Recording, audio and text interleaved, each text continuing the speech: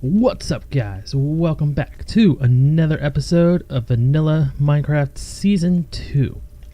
So, last time I told you guys my plans that I want to do for this series, and I actually made a decent start for this area. I actually laid out the total area of this one hallway, and this is actually changed a little bit from the original plans, because when I measured this out, apparently I missed one block almost threw me off completely. But I decided to move this forward one, so we're gonna do a full circle instead of it being right up against the wall. So the cobblestone here is gonna represent where the wall's gonna go. Where I'm actually walking, not this one, but this level is going to be the floor, and these are just representing the lights that we're going to have. And hopefully I can find myself a sea temple. There we go. I did do a little bit of exploration because I actually had a very, very bad time during the nighttime. One of the things that came out in this update, was a creature called phantoms, and I got destroyed. And if you're up there when the phantoms come out and you come down in here, they will follow you down here, and then they will stay up there, and you can see their green eyes, and then they come straight for you. I actually died twice trying to kill them and get them out of my hangar. So I need to find some slime balls so I can get my room done, or the door done. And we are still going to be a little bit choppy. I am so sorry about that. Optifine has not been quite updated, and it is about to turn nighttime, so I am just going to go ahead and sleep. So I made myself on my creative world, where I'm doing all the mapping out of this whole thing, I made myself a bedroom, which I feel like I'm gonna build, and I feel like I'm gonna actually I'm gonna like how it looks. And it's gonna be this corridor right here, and then I decided that this corridor is gonna be the experiment room, where we're gonna try and capture a zombie, skeleton, a drowned, and then there's gonna be a spot that has nothing in it but looks like it's broken out, because I wanted to feel like something escaped. Okay, so before we do anything story wise, I wanted to tell you guys that I went back into the boat that is like over there, I think, and I found this treasure map. And I know that the treasure map leads us over into this area. So over here we're gonna find an actual treasure. Hopefully it's not too far out. But I am so glad that this area is so close to my actual island and my home, because I'm gonna be able to collect a lot of dark wood. I really like the look of the dark oak, and sorry, message on the phone, my bad. How unprofessional of me. Anyways, whenever you're looking for treasure, it's always going to be buried in the sand, or it should be. So it's probably going to be in here somewhere.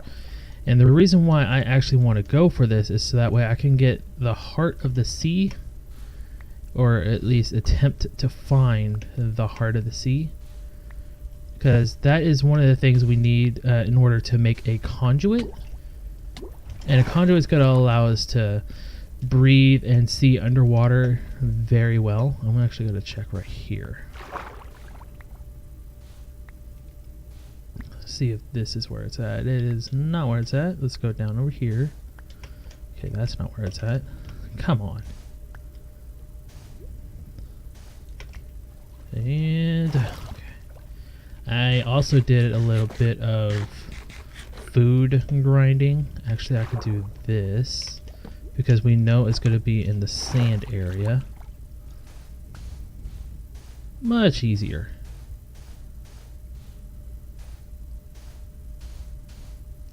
So whenever you're looking around the X, it's going to be like so close to the X, but the actual position of it can get a little tricky to find. So let's actually look at the map again. And we are essentially right on top of it. So I'm going to break that. Like, oh, yes, we found it. So we're going to see what is in here. There's the heart of the sea. Just what I was looking for. All right. So we're going to grab everything as quickly as I can before I drown. Oh, man. There we go. All right. So we got that, and we can actually break it for an extra chest, which I will go ahead and do. Man, that's taking forever. Okay. So I want to get in here. Oh, gosh. Okay, so we got that done. We got a good amount of sand. And break this. And we are done here.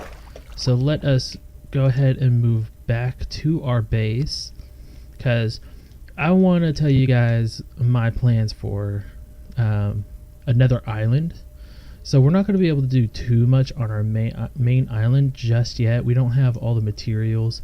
I'm going to need to gather a lot of sand and gravel, along with some dyes. So that may take a while. But there is another island that I am sure I can actually do things with for the next couple of episodes while I am gathering the resources to work on this island. So over in this area, right over here, we have another island, and I've decided I want to make this island a food island, essentially. So this island's going to be where we produce all our food, and okay, come on, there we go. And this is where we're going to produce essentially everything that's edible and whatnot. So we are going to actually flatten the land a little bit, or I might do that off camera because I actually need to get myself some new... Actually, I could do this. So I need to make myself a new shovel, so I can actually talk to you guys while I dig. Alright, so I want to make a chicken farm, a cooked chicken farm, and an egg farm. That way I have both cooked chicken and eggs to make cake. I also want to move the cows from over to that island to this island, so that way I can have myself a steak and leather, essentially a farm. I also want to put the AFK fish farm over here. If you guys have not seen my AFK fish farm tutorial, it's not, I don't want to say it's the best tutorial, because it probably isn't, and it could probably be done. Oh my gosh, no, that was my... Okay, it could probably be done in a much cleaner way, but I felt that the way I actually presented the AFK fishing farm was the simplest way I could do it, and it probably was the simplest way, because it only requires 3 redstones, a repeater, trapdoor, 2 redstone tripwire hooks, and a string, and a note block, of course. But that's about it. It didn't really require too many resources, although the actual storage of everything, that's going to require a lot of iron for how I want to do it. But you guys can just watch it. I will put it up in the iCard to the top right if you guys want to go watch it, and I'll also link it down below. So yeah, we're not going to flatten this too much. I think this is the level I am going to flatten it to, so that way I have a good enough space up here. I actually want to fill that in. I'm also going to make a dock over here, and then I kind of want to do like a little cave area over here, although I might do it on this side so that way I don't bother the turtle. We do have 2 turtles on our island, so we can actually start a turtle farm. Maybe, possibly. We'll see. I'm not too well versed in the turtle area. I know that you need seagrass, and I know how to get it. You bone meal whatever you want underwater, and it will give you seagrass, and then you can shear it up, and it will give you the seagrass. But I'm still a little unclear on how they actually breed. I know they'll do it in a certain area, probably where they spawned, and if you can get the eggs, then you can like manipulate where their spawn area would be. So I know that, but I don't know anything else. Oh, I guess it'd be more than what the average or the basic Minecrafter would know until they actually experimented it with the for themselves. So I guess I know a little bit more than I was leading on, I guess. But yeah, I could actually show you guys, because I'm pretty sure you guys don't want to see me dig up this whole thing. So I will show you guys what I've been working on in my creative world for this island. So I'm going to go over the creative world and be right back. Alright, we are in the creative world, and just a little snippet of the actual fish farm tutorial. I can actually clear out my inventory now. But yeah, I have done quite a bit of work. I actually extended this out to where it's a little bit longer. And then here's my actual room. Very basic. All I need is a bed. And that's all I actually wanted for my bedroom. Because I'm essentially converting an abandoned laboratory into my home. So I just transformed a little room into my bedroom. So I have 2 beds, spawning area, and then half slabs. I mean, I don't mind that. And then we have the killing room, which I'm actually going to have to relabel the laboratory. So we have our laboratory gear, a white floor to emphasize it's a laboratory. We have 2 brewing stands, which would be for like chemicals and all that. And then with this update, you're allowed to put item frames on the very top of blocks, which is a really cool feature, which allows me to do this, which essentially shows like paper on the table. And then this. Now my creatures are actually gone, which is actually kind of sad, but essentially we would rename some papers, and then in each hole, this would be the drowned, this would be a zombie, and this would be a skeleton, and then this one would be broken, as if something had escaped whenever the apocalypse, you could say, happened. And then I've just extended this area, which is the storage area, to have a long tunnel turn, so that way it does not interfere with my bedroom. And I'm going to do the same thing with the garden area. So it's going to come out and then turn. So I'm going to try and make everything as equal as possible on each side.